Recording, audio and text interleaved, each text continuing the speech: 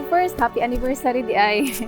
So nagsugod gid tanong nga unexpected nga adlaw, unexpected nga place, and we never knew back then nga mag-end tani. So congratulations sa ato. Naa na kita diri finally with God's blessing. I'm so excited to build a family with you. Finally, we can do magic. Charot.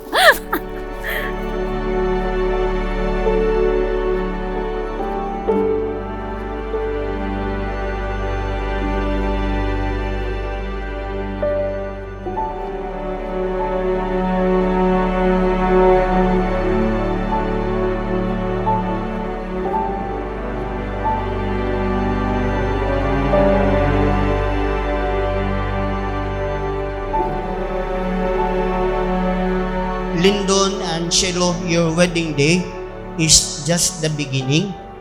After the wedding, mauna na'y tinuod nga sukdanan sa tugma. Ang kalibutan nga naata karon, naan na ta nga importante ang makit-an sa gawas kumpara sa naa sa sulod. Dili tanang nagpakasal sa simbahan nila hutay ug malipayon sa kinabuhing kaminyoon, labi na kung wala maandam. So sa sugod medyo kuan gyud kanang medyo challenging ba kay kanang matagaw pa ta, tapos kanang do uyab na mi medyo matempt gyapon ta sa uban nga na or natay ko pahan, but later on ni-commit ko sa akong self gyud nga katong one time na feel gyud ako nga murag siya na gyud, gusto na ko ihatag siya ang peace of mind nga deserve niya, nga di na siya magunahuna nga naba ko'y lain or naba ko'y gi kuan nga uban nga bae nga na. Basta ang gusto ko na ko ihatag siya is ang kanang peace of mind. Hindi na siya magunahuna og lain, hindi na siya ma-worry. I just wanna be close to your heart.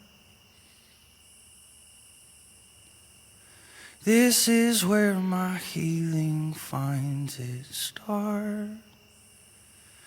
Here is where I find my peace, where my soul is finally free.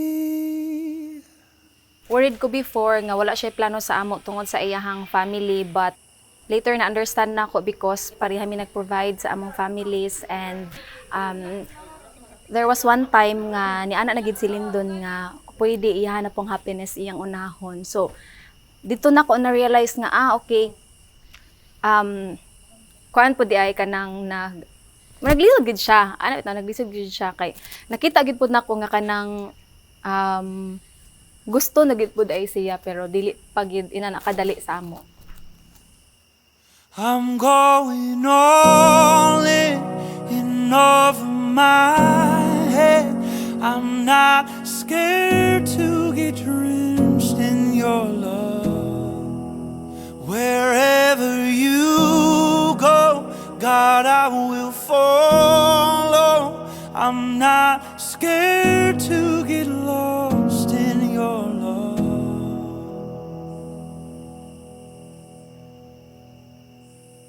I don't have to see where this road ends, just as long as my hand's in your hand.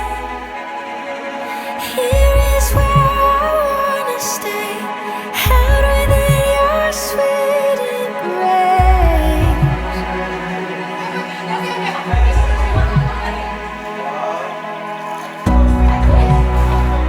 Namet na ko si Shelo through referrals ng mga friends, nami ko po ng friends, and then kapaila-ila, nag-teach ako to sa Orios, tapos siya to estudyante pa. I don't know, murag, kuan bitaw murag ito yun ni Lord ba na ang iyang close friends na estudyante na ako, tapos na close po na ko iyang friends mo to.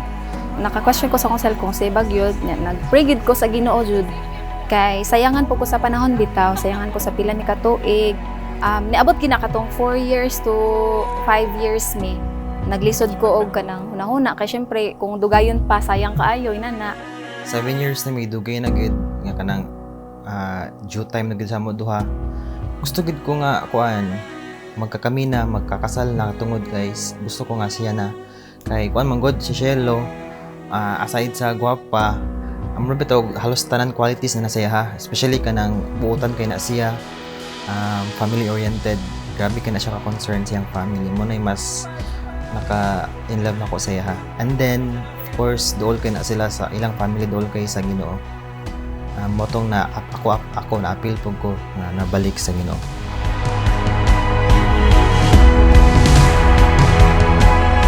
Take me there, oh take me there. I'm going on there and over my head.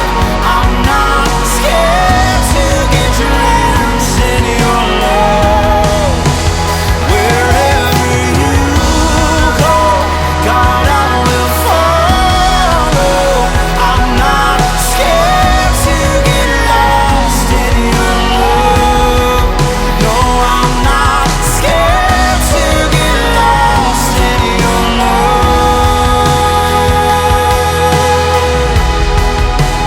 I'm going on and over my head.